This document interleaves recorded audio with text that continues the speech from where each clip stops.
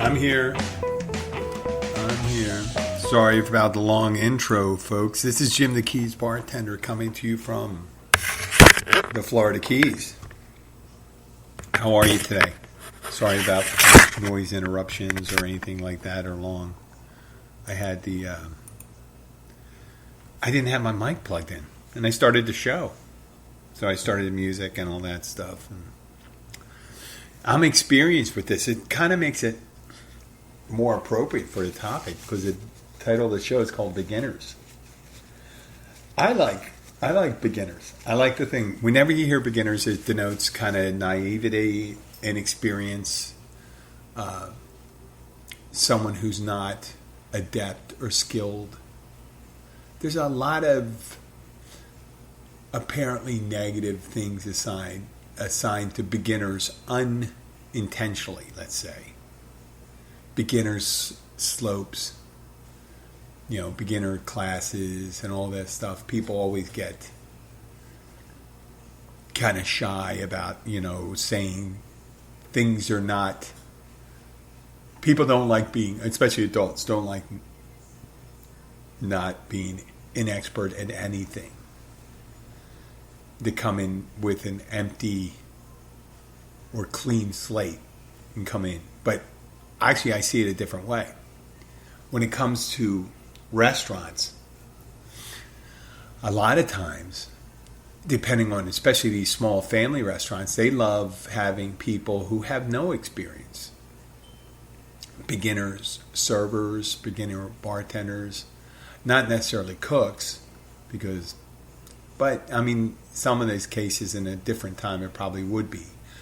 But as a bartender or server, you can train them on the way you do things.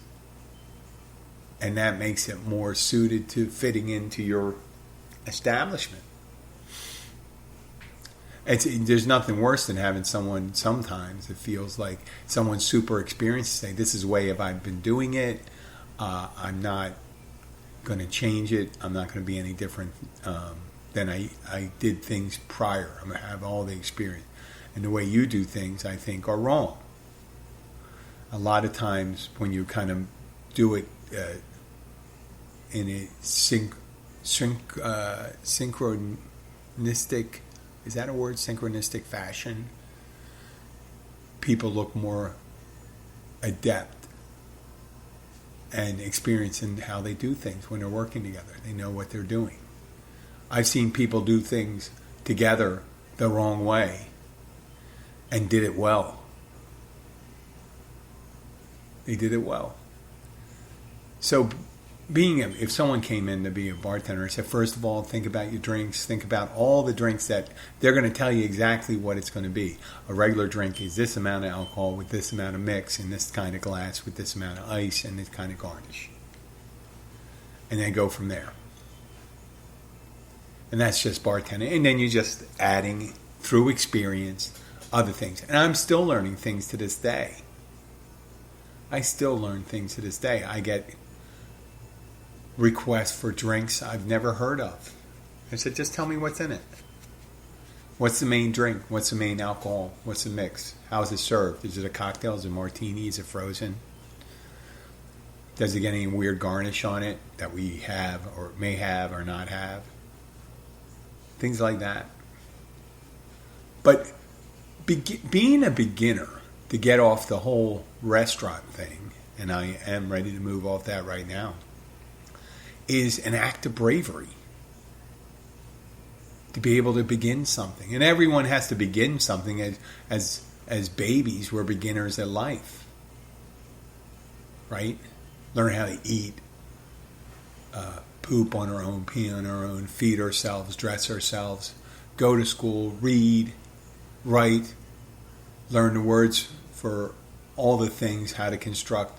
So we're beginners at life, and then as you get older, you learn about how to balance a checking account, how to drive, how to do the laundry, how to cook, and do all sorts of things. All sorts of things. If you think about hundreds and hundreds of years ago, even though basic humans didn't have that great a general knowledge because of the high rate of illiteracy back then, back hundreds of years ago, that they were experiencing doing things, in mending clothes and starting a fire, hunting something, plucking a chicken, cooking a chicken, making bread, building a house, digging a well, all these things. The further back you go, the more general knowledge someone had to have in just life experiences than the things we do right now, where we heavily do the textbook training for youths before we do the experiences like working or teams or life in general, right? So we're familiar with these things, but we generally do that when we're young. And then once we get to our mid-20s, you're already expected to be doing something expertly. Perhaps if you just get out of school, you're a new hire, you learned a job, you learn how to be an accountant, you learn how to be you go become an intern or resident, you learn how to be a doctor, dentist, psychiatrist, bus driver, carpenter, electrician, plumber, nurse, police officer. There's always these kind of like probationary periods where you're learning, but that's usually at the beginning. And then when people get a certain age, some people feel, well, that's it for new stuff. I'm not going to do anything really big now. I'm not going to learn a new career, which I think sometimes is a big mistake, especially if you're unhappy with the things you're doing. I'm 58 years old. Sometimes I feel as if the restaurant business may have run its course in me and I should be doing something different. And people say, hey, Jim, you're almost up there in retirement age. You're almost there, like a couple of years away. I don't think you should be trying to learn something new. I think you should just try to keep your head down, work hard, do what you can, and last those couple of years until you retire, which I respectively decline to do sometimes. I like learning new things. And I haven't been really good recently at that, really good. But I have devoted, I think, the last 15 years of my life making drastic changes in my life. I'm not patting myself on the back. I had to do it. Sometimes have to do it and doing it when you do it without the impetus, like when you're poor, when you had money, and then you have to be very parsimonious with your money. You have to be very restrictive on your spending. That's something new. Budgeting may be something new for somebody who always had resources. They have to learn to be frugal, how to produce more resources, meaning more money, more credits, whatever they have to do. But the act of beginning changes us, I think, changes us indelibly. 15 years ago, I went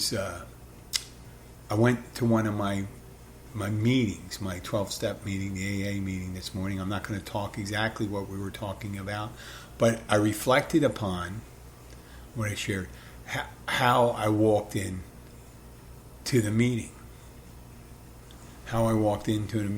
And I had nothing at the time. I didn't have a marriage. I really didn't have a relationship. I didn't have any. I was living someplace, but that was tenuous. I was going to have to find a new place to live. And I was at the end of my rope. I was 1,400 miles away from home in a place where I had very few friends. I was veritable fish out of water. And then when I was having my most problems after a night of drinking heavily and not behaving well, I gave it up for a couple of days. And I knew I was going to have to seek professional help because I wasn't feeling too good about myself at that time. I wasn't going to hurt myself, but I just wasn't. I was on a downward spiral. I was doing the same thing for years. Meaning maybe not the same job, but my behavior was the same. When I'd wake up, what I do after work, and it involved drinking and making decisions on relationships that weren't always the smartest one. So when I became willing to begin to try something new, that almost be 15 years the first time, because there was a bump. I went out for 5 years and did a little more research. But when I tried to get an appointment with a professional, a psychiatrist, a psychologist, and they couldn't see me for 2-3 weeks. So I asked the receptionist, I said, what should I do until then? And the person asked me quickly, he said, what's your main problem? Do you drink a lot? Like that, do you drink a lot? And I said, yeah. He said, did you ever think about going to AA? And that day, because I didn't know where to go, I went there. And one of the things, there's a lot of spirituality in it, a lot of God mentioned. If I had gone there without the willingness to accept their direction, if I was forced to it, I've seen the program. It was, I think it's an A&E program. It was addiction. And anytime there's an intervention, there's very rarely in between where a person sees it right and says, yeah, I realize I'm not doing so hot. I'm really willing to do this. Well, I've really never considered changing my lifestyle. And when I decided to want to change my lifestyle, I removed a barrier in accepting a new lifestyle. The barrier accepting a new lifestyle by not drinking. Before, it would be like, how would I give up not drinking? Such a part of my life. And I knew it. If someone came and tried to tell me I shouldn't be drinking, I'd be like, you're crazy. This is such a big part of my life. But when I decided that I wanted something different, that's when I began to accept that. And it's almost like anything, accepting the beginning to become a baseball player. What does a baseball player do? Work out, hit the ball, shag flies, pitch, run the bases. All those things you do, you practice in the hopes of becoming adept at the act of playing baseball. And for me, I wanted to become adept at not drinking. People say, well, how can you just don't drink? Well, I had a whole life built around drinking. I had my social life. I had my dating life wrapped around it. I had my relaxation time, the way I cope with sleeping at night or dealing with any issues I had in the past. I dealt all of it with drinking, so I had to go and reorder my life from beginning as a sober one. And a lot of things just took care of themselves because I wasn't, because of the level of drinking I was doing. The next day I was usually pretty much dog shit. I couldn't take care of my responsibilities. Just the emotional responsibilities even. You're cleaning up your mess from the night before and you're doing this. And I know I'm going on and on about the drinking, but it's really, what I'm talking about is beginning. Having the courage to begin. And I was fortunate because at that time there was no other route for me to take. There was a route, and it was down to certain destruction to keep on drinking like the way I did. But I saw the light the next day I realized, I said, oh, for the longest time, I never really considered stopping. And then for some reason, the light went on. Much like it did with quitting smoking and stuff like that. Beginning smoking, that's an interesting thing. There's a beginner. And you're learning to do something you don't like. Because the first time you pick up a cigarette, it is horrible. A lot of times you want to puke. It's a mud stick. It's the worst thing in the world. But once it's caught, once it has its hook in you, the hook, it's nothing better in the world, right? And you have to learn that. And that's one of the learned bad behaviors. I guess there's a lot of them learned bad behaviors. It's when some people realize when they're younger that when they scream and cry and voice their concerns a lot, they get attention. It may not be great attention, but it's attention of some form, and they may learn to be that way. Or, people that are frustrated in their goals, they may seek some kind of physical domination of someone else, either aggressive or, passive. Someone gets in fights a lot, conflicts and things like that. But you can learn, you can be a beginner at things that aren't too good for you. So if you can learn a bad habit, you certainly can learn a good habit. And you can become practically anything. Practically anything. You go do Google searching and find homeless people that have become doctors and lawyers and things like that, because they didn't really consider the possibility that they'd be able to break, the lifestyle that they had, living in their car, living on the streets, doing couch surfing.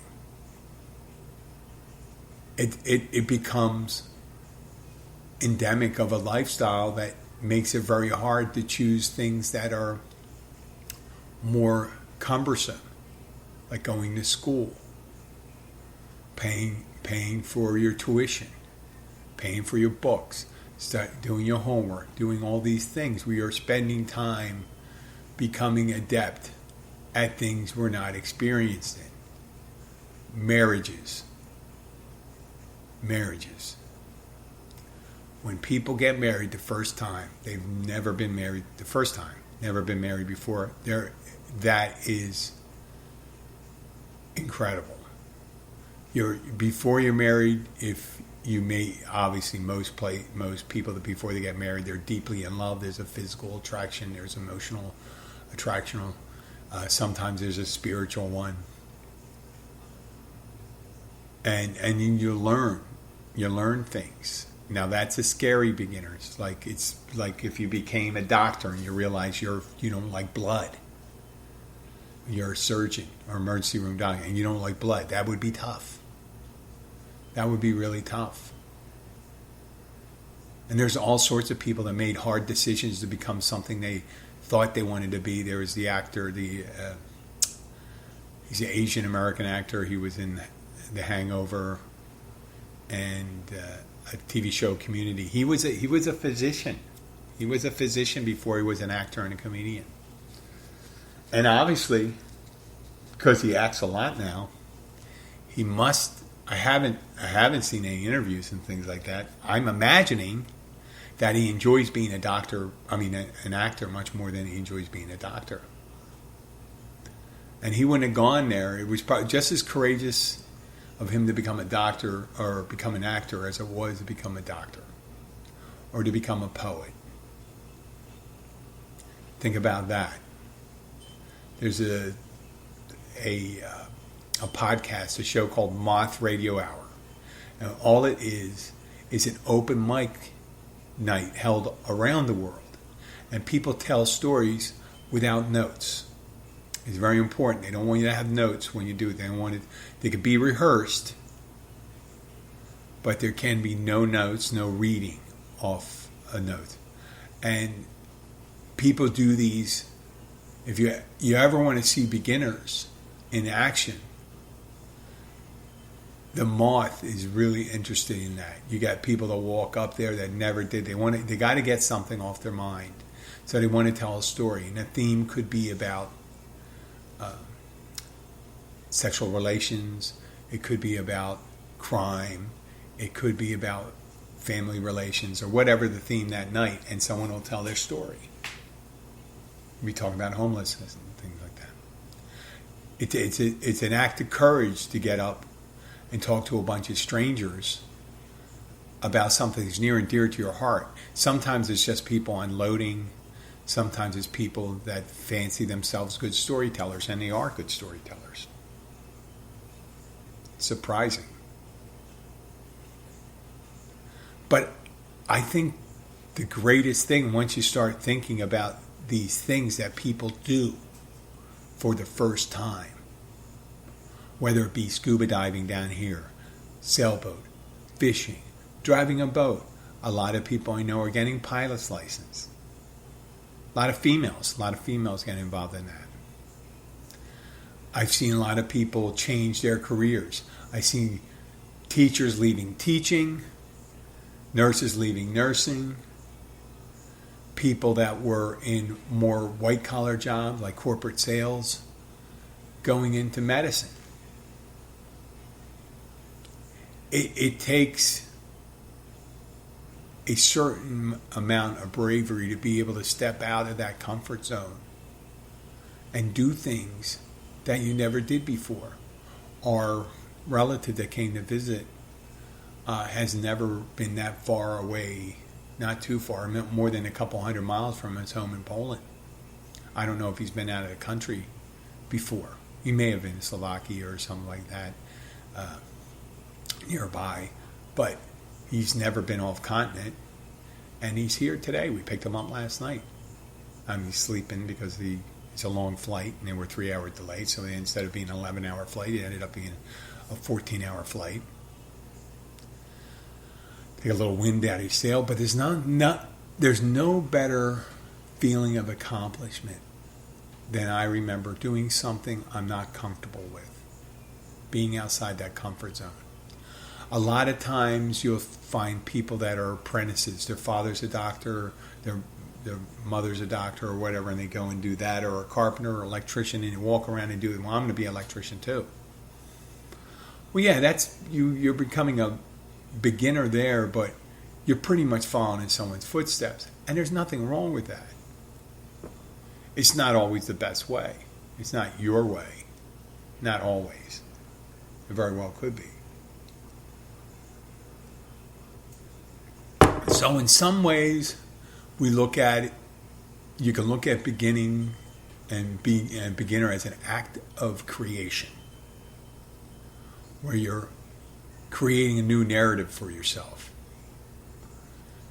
Some other people may, depend on what you're doing, if you break up, your marriage breaks up, you call it an act of destruction. But I only would view it as a negative one if you're destroying something that's beautiful before and replacing it with something that's not so. Not like with like, or transition, or things like that. Not all marriages last. Obviously not all lives last. Not all careers last. There's people in dying industries that need to think about, like coal miners. They got to think about, I got to do something new. Maybe I can become a solar panel installer. Now, that may be difficult to do in the middle of the summertime, but you can go and look, hey, maybe I can take a course on that. Maybe I should be going to school, learning how to do a grid hookup for solar panels. Or maybe I want to be a flight attendant, or a pilot, or a teacher. Or maybe I should take that spin class. Maybe I should, beginning dieting.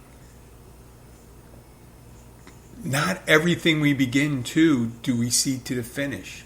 Some things you see, you could start and you just say, well, this doesn't, you got to be careful with this, because in the beginning, and not to be redundant with the word, we aren't very good at those things unless we're a prodigy. And if you're a prodigy, you're really not beginning, are you? Was Mozart really beginning? He was beginning his career when he sat down behind the piano and just started playing and started writing his concertos and all that stuff. Right? I'm not knocking people that are prodigies. I think that's a wonderful thing. But there's nothing that there's nothing that takes away from accomplishment other than that really hard work. I always, for some reason, feeling kind of awkward and clumsy, I was always attracted to something like juggling and doing sleight of hand tricks, like card tricks. I mean, help focus. There's certain focus to doing things like that. I never really had focus. But every so often I try picking that up. Like beginning to read, maybe you only read the sports page and you say, listen, I should read a novel first. Maybe it should be a sports novel. Who knows? But there's nothing you should do than the beginning something new, getting a new perspective, changing those brain patterns. And I'm talking about something productive. If you're sitting there feeling sorry for yourself because you feel a bit overweight, maybe you should get up and walk. Walk in place. Get up and move your legs. In the program I belong to, when you're stuck in a bad place, they say move a muscle, change a thought. But that's an easy thing to do, right? And it's an easy concept to grasp too, since the brain and the mind reside inside your body. Doing something with your body changes the way it generates thoughts and ideas. And if you work at a place and let's say you're a toll collector. I mentioned toll collector yesterday when I was talking about how they hold in farts. We're talking about beginners now. Yesterday was farts and today's about beginning something new. I know it's not deep, but you get to do the same thing each time and you look at it and it's rote. It's a rote practice, and then you start losing any really concept of what you're doing. You're just going through the motions. Well, when you're doing something for the first time, you're never really going through the motions. You got to really think about it. You got to think about it. If you're a sushi chef and you just want to start cutting things and stuff like that, you got to learn how to cut things. You got to be careful when you're cutting things because otherwise you're going to be the four-fingered sushi chef. People, what happened? He goes, well, I was doing a hand roll, a tuna hand roll for someone, and part of my hand ended up in the roll. Pinky finger. No. So, well, those knives are pretty sharp, and you usually keep them pretty clean. So if you had ice around, you have cooling things, stuff like that, you cut your finger on. There's a pretty good chance nowadays with one of those knives, they'd be able to reattach that. But when you first start cutting sushi or doing anything or twirling pizzas or whatever, you're usually not that good at the beginning. And it takes a lot of effort to do that. It takes a little mind, presence of mind to do things like dancing or marching. I had the hardest time learning how to march. I had the left-right confusion. That's one of the reasons, and that's another reason why I like doing the practicing juggling, because it practiced with the left and right coordination. I'm doing the things with my hands right now. Now, I never became a great juggler. I juggled a bit.